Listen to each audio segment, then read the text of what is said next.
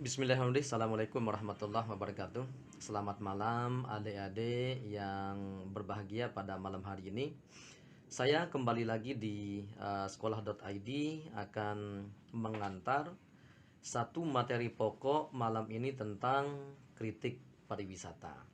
Nah, jadi di pertemuan kedua ini kita akan fokus membahas tentang dampak pariwisata ya. Nah, jika di beberapa hari sebelumnya saya sudah membahas sekelumit tentang terminologi pariwisata, kemudian membahas juga tentang ruang lingkup pariwisata. Nah, pada kesempatan hari ini saya akan berbagi pengetahuan tentang kritik pariwisata yang kira-kira akan berlangsung selama 30 menit sesinya. Baik, adik-adik yang super semangatnya, saya ucapkan selamat datang di channel sekolah.id. Nah, jadi adik-adik yang ingin berlangganan ya, jangan lupa untuk bersukarela itu untuk berlangganan ya di sekolah.id ini, karena akan adik-adik dapat banyak manfaatnya. Di channel ini dikhususkan memang untuk konten-konten kependidikan pariwisata dan juga isu-isu ekonomi bisnis, sosial, dan yang terkait dengannya, misalkan budaya dan sejarah. Nah, jadi untuk tetap bisa menyaksikan konten-konten edukasi dari channel sekolah.id ini, silahkan centang gitu ya, atau memencet tombol notifikasi dan subscribe di channel ini. Oke, baik. Kalau kita berbicara tentang pariwisata, adik-adik ya, jadi ada beberapa hal yang memang sampai saat ini menjadi perbincangan banyak orang. Jadi pertama, jadi pariwisata kan secara umum itu yang orang pandang bahwa dengan adanya industri ini telah banyak menciptakan peluang kerja.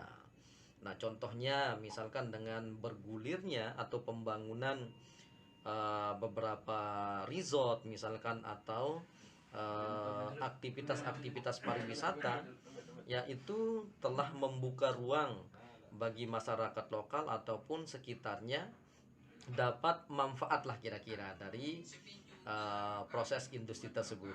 Nah, di samping manfaat seperti yang tadi membuka lapangan pekerjaan, kemudian kan tentu efeknya itu akan dapat mengekang gitu ya, atau mereduksi pengangguran. Itu salah satu dampak positifnya. Namun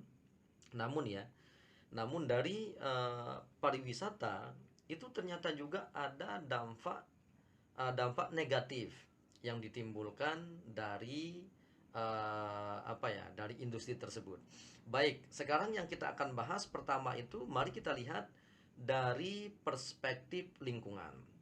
Nah, sama seperti kemarin ya, jadi adik-adik sekalian yang lagi menyaksikan channel ini, bahwa kita tetap merujuk itu ke literatur yang memang menjadi pegangan kita untuk belajar di pengantar ilmu pariwisata pada malam hari ini. Oke. Ya. Jadi kalau kita mengacu ke apa yang dielaborasi oleh United Nations Environment Program, atau yang mungkin lazim kita sebut dengan istilah UNEP ya.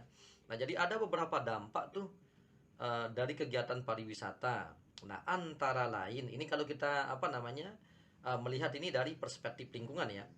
Nah, yang pertama itu ternyata adik-adik sekalian, itu menipisnya sumber daya alam. Nah, coba kalau dibayangkan. Jadi dengan adanya tawaran atau demand, permintaan dari wisatawan misalkan terhadap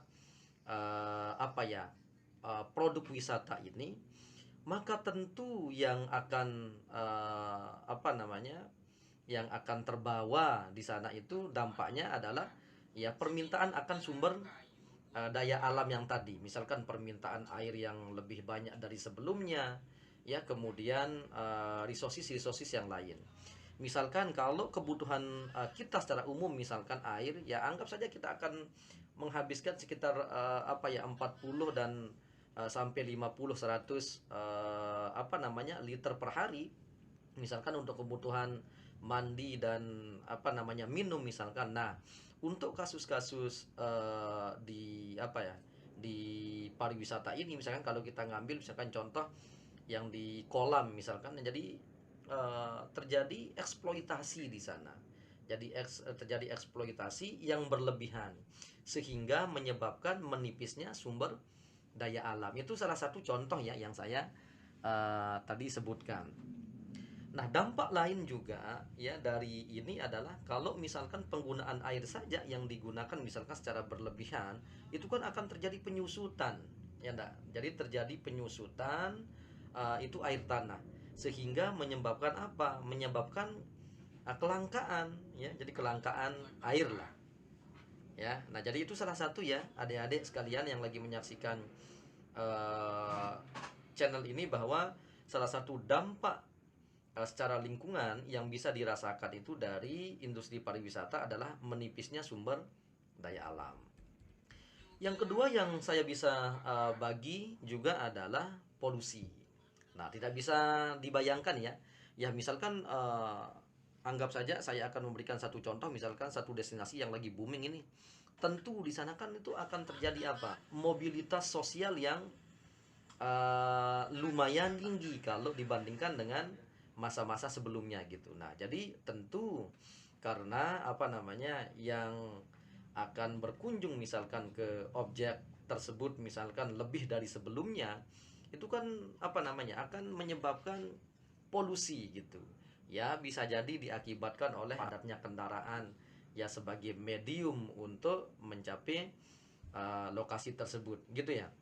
Nah, namun kalau kita berbicara data, misalkan ternyata dari apa namanya dari pariwisata itu, kalau kita berbicara secara global ya, nah itu ternyata telah menghasilkan 5% itu ya dari total emisi karbon. Kalau kita berbicara secara holistik ya. Oke, nah jadi itu adik-adik sekalian ya. Nah, jadi di samping pariwisata itu memang memberikan manfaat secara ekonomi, salah satunya bisa menyediakan kita lapangan kerja, kemudian apa namanya bisa juga kita jadikan tempat itu untuk apa namanya menjual hasil-hasil pertanian misalkan untuk diakomodir gitu ya. Nah, namun salah satu yang menjadi drawback gitu, kekurangannya itu ya bisa menciptakan polusi gitu ya. Nah, kemudian itu dampak lainnya itu menimbulkan tumpukan sampah dan limbah padat. Ya, di beberapa kasus ya, jadi tidak hanya di kasus lokal misalkan, bahwa isu sampah itu menjadi isu yang apa ya, mendapat concern besar gitu ya kalau kita berbicara tentang pariwisata gitu ya. Nah, jadi semoga kedepannya tumbuhnya pariwisata gitu ya akan sejalan dengan cara orang juga mengatasi gitu ya atau mengolah sampah ini dengan baik gitu ya. Nah, oke, kemudian pembuangan limbah. Coba dibayangkan dengan apa namanya dengan beroperasinya misalkan industri apa namanya wisata ini, misalkan hotel saja gitu ya. Nah, jadi tentu itu akan berdampak juga ke masalah limbah ini. Coba bayangkan kalau di hotel kan tiap hari itu ya jadi pergantian pakaian kan perlu apa namanya mencuci itu tiap hari. Nah, kemudian kan ada limbah tuh, jadi sisa-sisa dari deterjen yang apa namanya yang digunakan untuk mencuci itu kan akan berdampak juga terhadap lingkungan ya enggak. Nah, jadi kan semakin banyak pembuangan limbah ini, salah satu kasusnya misalkan di limbah deterjen ini, tentu akan menyebabkan misalkan tanah itu akan menjadi kering. Nah, sehingga apa namanya ini akan secara lingkungan itu berdampak gitu ya. Oke. Kemudian hal lagi yang perlu disampaikan adalah dari dampak pariwisata itu adalah dampak fisiknya. Nah, jadi coba deh teman-teman, mari kita apa namanya merenung sebentar bahwa apa sih kira-kira selain dari dampak positif itu yang bisa diakibatkan oleh industri pariwisata. Ternyata itu dampak fisik pariwisata. Coba kita lihat ya. Jadi di tempat-tempat yang potensial, misalkan anggap aja di kawasan perbukitan atau di gunung gitu ya. Nah, sekarang kan banyak itu kasus-kasus pariwisata itu yang membangun homestay ataupun bungalow ataupun villa-villa di tempat tersebut. Sehingga apa yang terjadi? Tentu di sana itu terjadi alih fungsi lahan. Yang dulunya misalkan di sana itu sebagai apa namanya?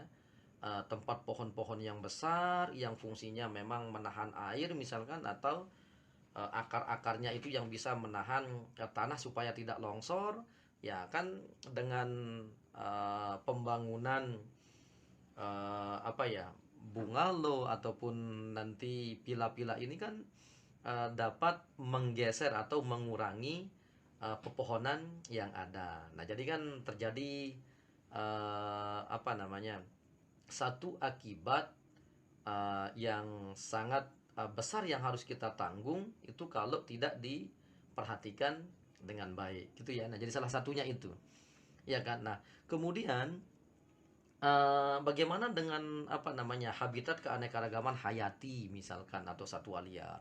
Tentu juga itu akan apa namanya, akan terpengaruh.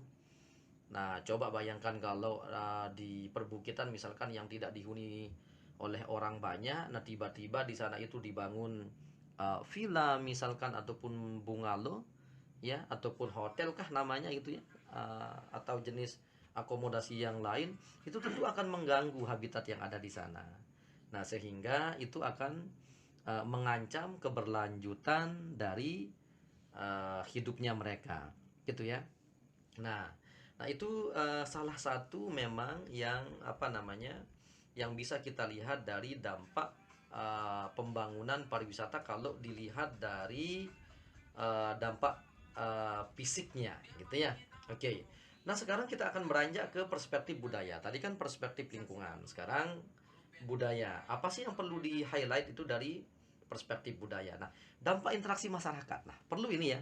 Nah, jadi dapat dibayangkan adik-adik sekalian atau mungkin Bapak Ibu yang lagi menyaksikan podcast ini, bahwa dengan adanya keramaian misalkan tentu akan terjadi interaksi antara masyarakat lokal, pendatang, ya investor kah namanya ataupun pengelola kah namanya ya, baik yang berasal dari apa namanya daerah setempat ataupun dari luar daerah, kan terjadi percampuran tuh ya enggak. Nah, jadi akan terjadi itu efek peniruan, kemudian marginalisasi dan juga komodifikasi budaya ya enggak. Nah, jadi itu salah satu dampak dari pariwisata. Jadi ada percampuran di sana ya, yang tentu terkadang itu bisa berdampak juga terhadap perubahan perilaku gitu ya. Nah, kemudian bagaimana selanjutnya dampak yang diakibatkan dari pembangunan pariwisata tersebut kalau ditelisik dari sudut pandang budaya? Oke, ternyata hubungan interpersonal antar masyarakat. Nah, seperti tadi yang saya sampaikan itu, memang itu dampaknya pada perubahan perilaku, struktur sosial juga, serta perubahan gaya hidup. Yang mungkin dulunya berpenghasilan 500.000 tidak bisa apa namanya, berkeinginan untuk membeli barang-barang yang mahal dan branded gitu ya. Nah, dengan bekerja di tempat wisata dengan penghasilan yang lebih, itu bisa merubah perilaku atau gaya hidup. Yang orang mengatakan ini kalau apa namanya, kalau orang sudah berbicara banyak tentang pariwisata itu kan cenderung ke perilaku hedon itu ya, yang apa yang menitik beratkan itu ke perilaku-perilaku yang sifatnya konsumtif gitu ya. Kemudian kelembagaan sosial. Nah, bagaimana nih dengan kelembagaan sosial?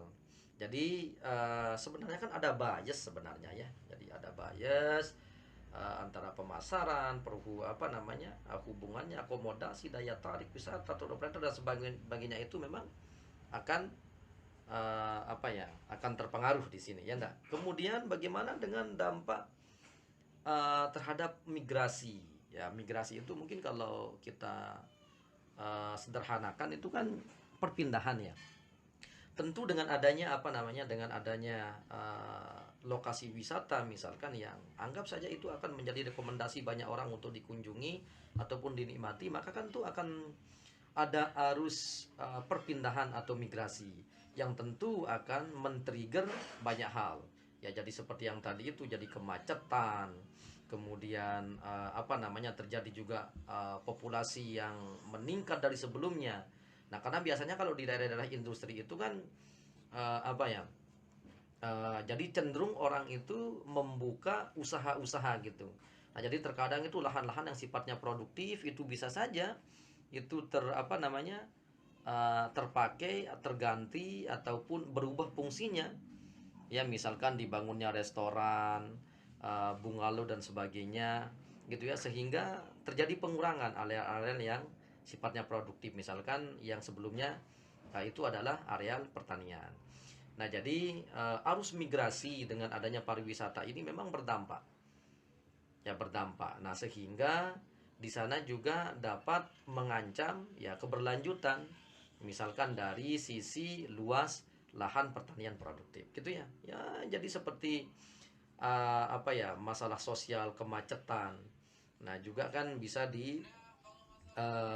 akibatkan oleh dampak migrasi ini. Dan juga tentu kalau sudah semakin banyak, semakin padat apa namanya, penduduk di suatu tempat kan, ke apa namanya, jadi kriminalitas itu juga bisa terjadi gitu ya. Nah, kemudian yang terakhir yang mungkin kita bisa sharing adik-adik adalah dari perspektif sosial dan ekonomi. Nah, kalau yang dari sini kira-kira bagaimana? Kan orang mengatakan itu ada ketimpangan tuh. Jadi ada ketimpangan yang diakibatkan dari industri pariwisata ini, ya.